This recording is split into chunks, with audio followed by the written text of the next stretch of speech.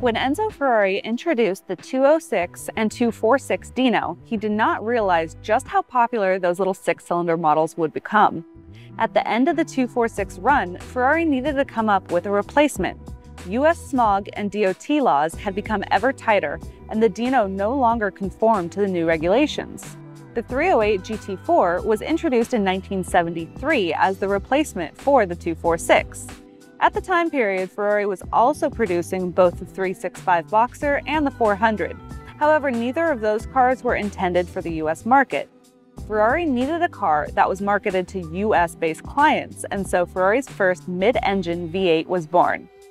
The chassis was a tubular space frame based on the Dino 246, but was stretched to make room for the second row of seats. The 3-liter V8 was mounted transversely integrally joined for the 5-speed transaxle gearbox. The engine had an aluminum alloy block and heads, 16 valves, and dual overhead camshafts. It produced 255 horsepower in European versions and 240 horsepower in the American versions. This is the 308 GT4 Dino, and some people like to say that it's not a Dino because it is so drastically different than the curvaceous Dinos that we've all come to know and love from the late 60s and early 70s. But this is a Dino, and when they were first released in 1973, they were badged as Dino on the front hood, the steering wheel, the wheels, all over. It had the Dino badging. It didn't really have the Ferrari badging. But as time went on, in about 1976, early to mid 1976, they decided to put the prancing horse on the car. So there's a bit of confusion when it comes to these cars and how they're supposed to be badged, because there's the ones that originally came from the factory with the Dino badges, the ones that originally came with the prancing horse, and then some where people might have switched out the horn button on the steering wheel for, you know, one or the other or something like that. So they'll have a mismatch of badges. These cars, even this one right here is a later model, so it has all prancing horses on it. However, they still do show some Dino badging on the cars. They have it on the speedometer and the tachometer. They also have it on the little vents on the dash. It says Dino on it. So even if you're one of the people who says it's not a real Dino, I mean, the writing's all over the car. It's a Dino. When this car was produced, Ferrari was also making the 365 BB and the 400. However, neither one of those cars, the Boxer and the 400, did not conform to ever tightening US, EPA, and DOT regulations. So there was a point in time where this 308 was the only Ferrari that was made for and imported into the US. They decided to just have their 308, their 8-cylinder models for the US, and they would try and comply to all the restrictions. So one of the things they did was add these big bumpers on the front and back, and they're basically giant steel bars covered in rubber. They weigh like 40 pounds, and they're something that they added to comply to the crash testing regulations, but they really weighed the car down. Another thing they did was the different smog pumps and stuff like that. But the interesting one that they put on this car was a thermal reactor, which is an odd thing. So back in the 70s, they didn't have catalytic converters. So what they came up with was a thermal reactor, and it's just as scary as it sounds. I mean, really, these things were actually quite dangerous. So basically the whole concept behind it was they would heat up the emissions and make it so hot it would burn off some of the extra emissions and make it burn cleaner. Problem with that is it got so hot that if you took your car around, drove it around a bunch, and then say you went to a car show and parked it on dry grass, you would light it on fire and the car would go up in flames. So they quickly abandoned the idea of the thermal reactors, even though it was a good concept, but not a good addition to these cars. I love all the unique quirks about these older cars. When they decided to do a mid-engine car, they had to figure out what they're going to do with luggage space. So they had it on the 206 and 246, and then on this car, and continued into like the 328s.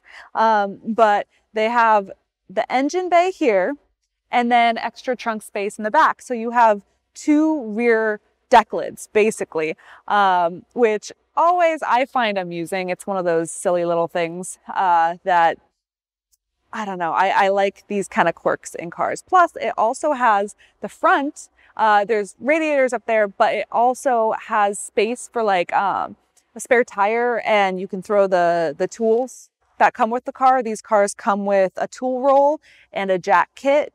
Because back in the day, people actually worked on their own cars, so they'd come with the tools for if your car ever broke down on the side of the road, you could try and do something about it instead of, you know, you couldn't exactly sit and wait for AAA back then.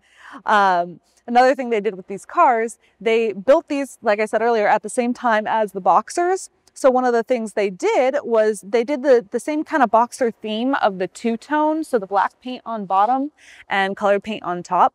Not all these cars came with the two-tone. Some of them, they did one single color, but some of them, like this one, they did the two-tone from factory, and the idea was to try and make the car look slimmer.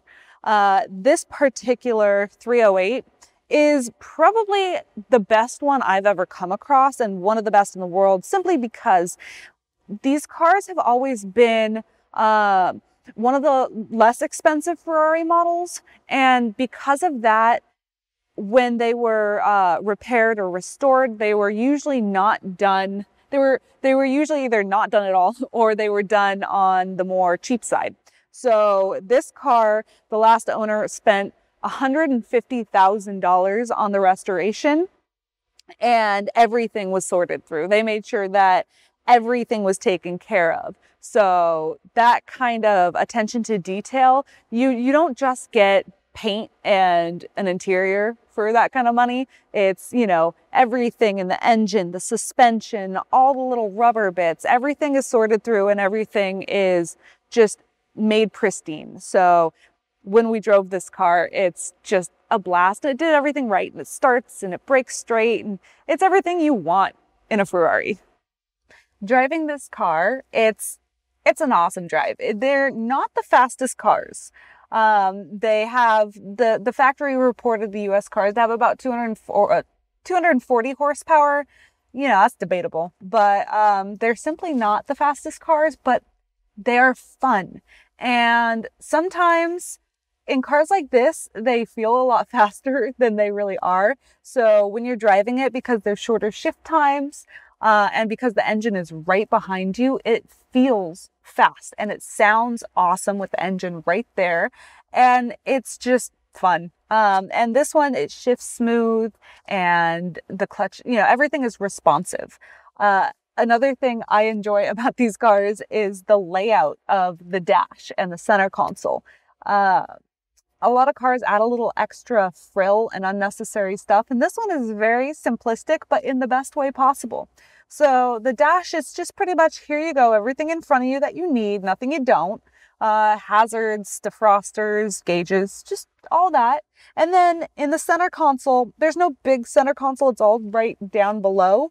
And this one has the original Becker radio, which is fun because back in the day, a lot of, you know, throughout the years, a lot of people have torn out the original radios and replaced them with something modern, which the modern radios, of course, work better. But I mean, the point of these cars a lot of times is the beautiful sounds they make. So most people would prefer the original radio because it's what came with the car when new, and because you're probably listening to the car more than you are the radio.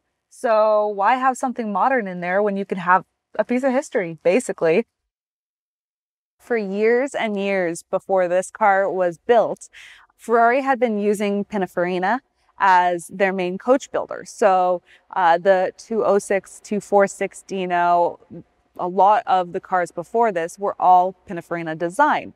This was the first time in 20 years or so that Ferrari didn't use Pininfarina, which they weren't too happy with, but Bertone, who designed this car, had designed the Lancia Stratos and the Lamborghini Countach and a bunch of other groundbreaking cars. So when this one first hit market, the design was just, it was very in your face. It was so different than what Ferrari had been producing for many years before that. And it was kind of the change of an era of how cars, I mean, because of the design change and the smog laws, it was that era where cars just fully flipped around and there was just a drastic change in them.